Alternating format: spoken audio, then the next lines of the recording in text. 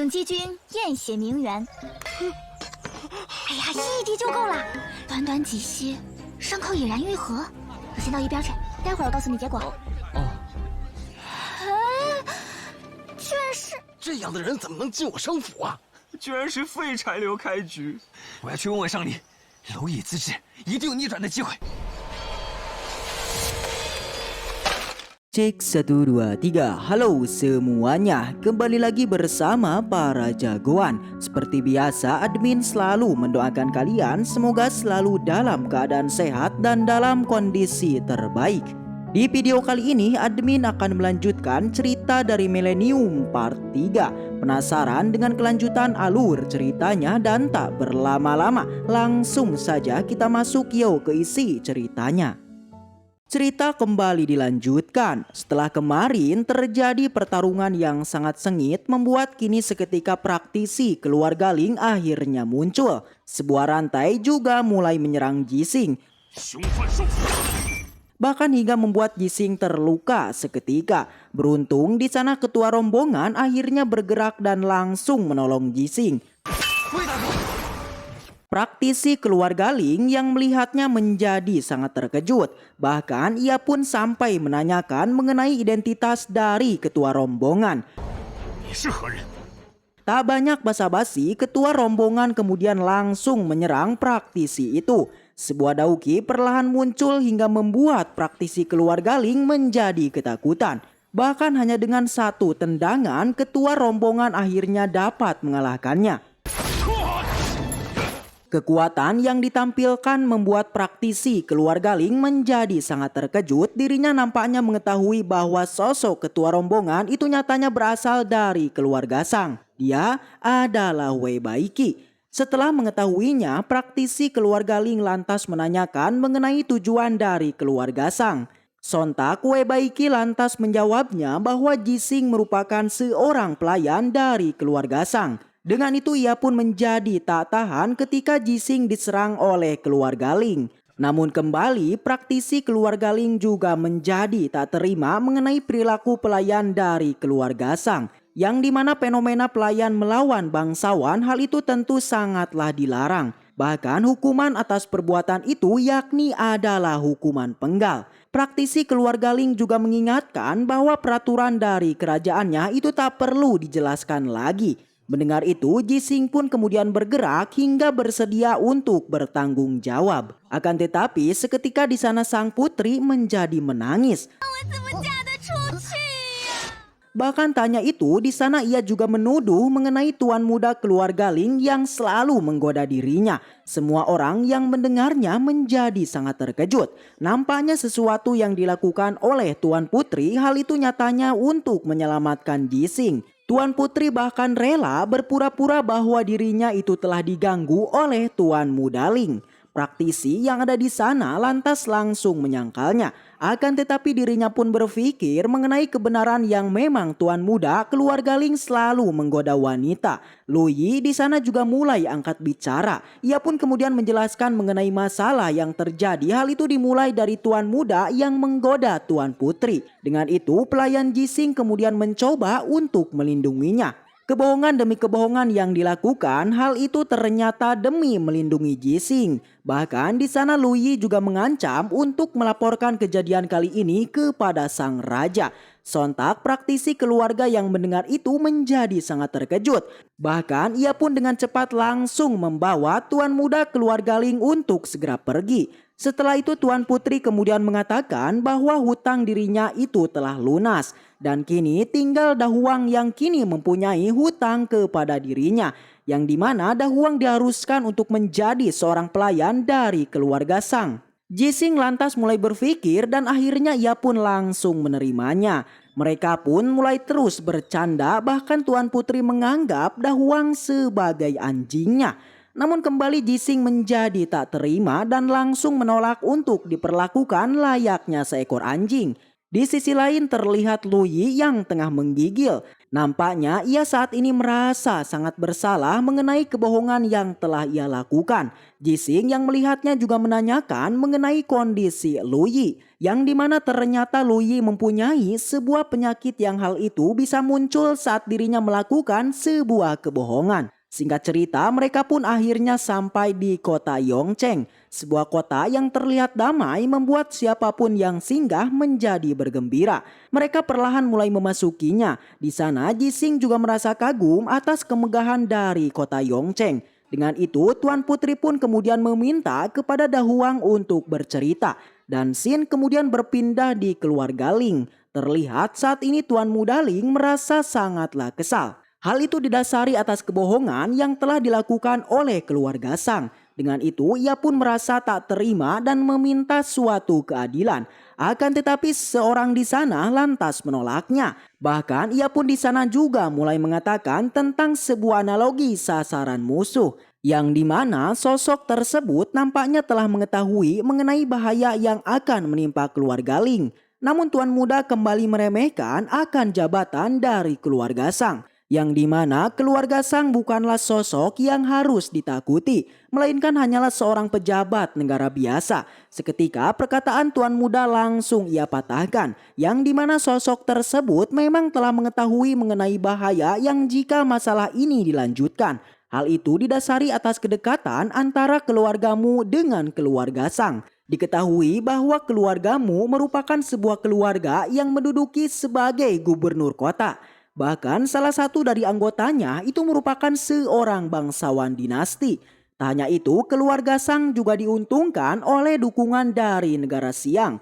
Dan kini jika Tuan Muda menyinggung keluarga Sang, maka sudah dipastikan seluruh keluarga Ling akan dimusnahkan. Ia pun di sana kemudian menyuruh kepada Tuan Muda untuk introspeksi dan ia pun akhirnya pergi dari tempat tersebut. Mendengar itu, Tuan Muda keluarga Ling menjadi sangat ketakutan. Namun tak diduga, Xuan Xing kemudian mengatakan sebuah rencana untuk menghancurkan keluarga Sang. Yang itu adalah sebuah fitnah antara Jising dengan Tuan Putri. Mendengar itu tentu Tuan Muda menjadi sangat senang. Dengan itu ia pun kemudian langsung bergerak untuk menyebar hoaks. Dan Xin kemudian berpindah di keluarga Sang. Di sana saat ini telah terjadi sebuah keramaian yang hal itu disebabkan oleh Jising yang kini menjadi seorang juru cerita. Perlahan ia pun mulai bercerita hingga sampai membuat Tuan Putri dan semua orang yang hadir menjadi sangat antusias. Semua orang kini mulai mendengarkannya hingga terlihat salah satu orang di sana juga berbisik mengenai kehebatan atas cerita Dahuang. Waktu demi waktu terus berlalu, Luyi kemudian melaporkan mengenai sebuah hoaks yang dari keluarga Ling. Mendengar itu Tuan Putri pun tidaklah menghiraukannya, dikarenakan hal itu bukanlah sebuah kerugian melainkan itu adalah sebuah keuntungan. Yang dimana jika keluargamu membatalkan pernikahannya maka hal itu yang memang ia inginkan. Setelah itu Tuan Putri kemudian menulis sebuah kata untuk cerita Dahuang. Semua orang yang melihatnya perlahan mulai mengikutinya. Kalimat demi kalimat mulai ditampilkan. Satu persatu kata mulai diperlihatkan. Membuat alur cerita dari Dahuang nampaknya kini terlihat nyata.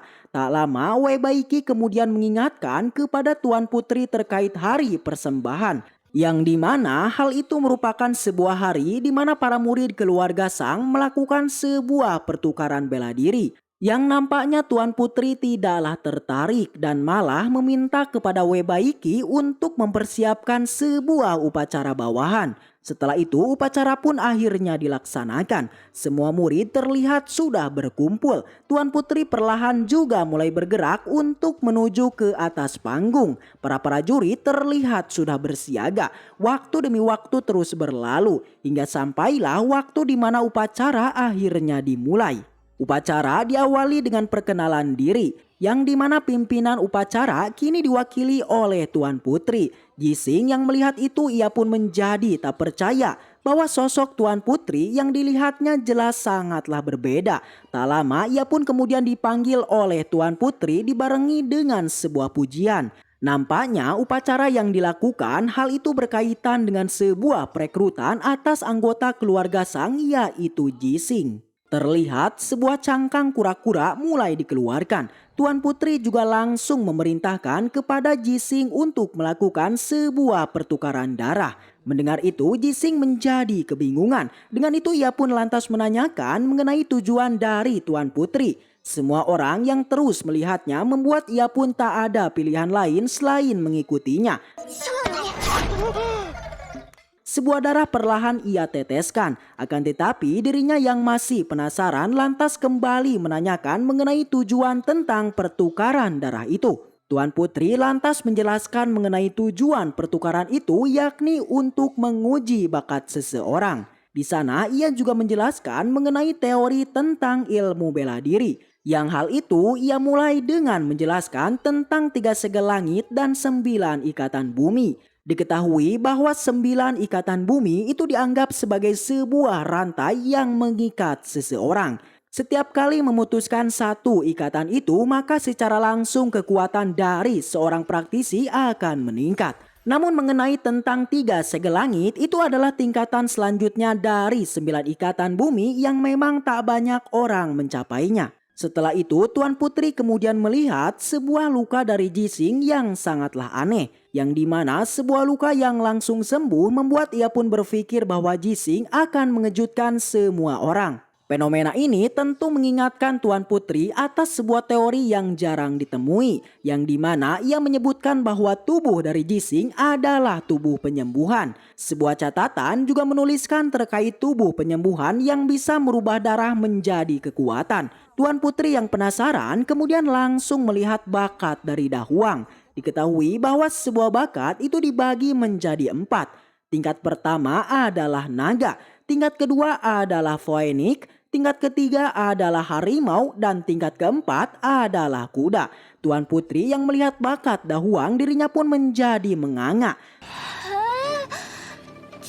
Semua orang yang melihat itu menjadi sangat penasaran. Di sana Jising juga terlihat pede, dirinya mengira bahwa sebuah bakat atas dirinya itu jelas sangatlah tinggi. Akan tetapi bakat dari Jising nyatanya tidak sesuai harapan. Yang dimana bakat dari Jising adalah bakat kelima, yaitu semut. Semua orang saat ini menjadi menganga bersama. Sebuah bakat yang sangat rendah membuat Tuan Putri memutuskan untuk mengakhiri upacara tersebut. Semua orang kini mulai meremehkannya. Bahkan mereka saat ini juga terus membicarakan mengenai sebuah hoaks yang telah berkembang. Namun tak disangka di sana seketika muncul sosok Tuan Putri yang langsung memarahi dan menghentikan mereka. Di sisi lain terlihat Jising yang tengah meratapi atas bakatnya itu. Namun dirinya yang belum menyerah kemudian lantas berencana untuk menanyakan mengenai cara mengubah bakatnya itu. Akan tetapi ternyata bakat dari Jising itu sudah tak bisa dirubah. Membuat ia pun menjadi sangat frustasi. Setelah itu sesuatu yang tak disangka akhirnya terjadi. Sebuah darah yang tadi diteteskan seketika berubah menjadi seekor naga. Dan dengan itu bakat sesungguhnya dari Jising memanglah sangat luar biasa. Scene kemudian berpindah di keluargamu. Terlihat saat ini tuan muda dari keluargamu tengah meremehkan mengenai bakat Jising. Tak hanya itu, keluargamu juga telah mendengar mengenai sebuah hoaks yang telah menyebar atas latar belakang Jising. Mendengar itu, ia pun kemudian memutuskan untuk pergi kepada keluarga Sang. Dan cerita pun bersambung. Sekian alur cerita Millennium part 3. Dan jika kalian suka dengan donghua ini, Mimin dengan senang hati dan bangga pasti melanjutkan ke part selanjutnya. So segitu aja cerita kali ini, mudah-mudahan kalian semua terhibur dengan alur cerita yang Mimin sampaikan. Dan sampai jumpa di video selanjutnya. See you next time, and seperti biasa, salam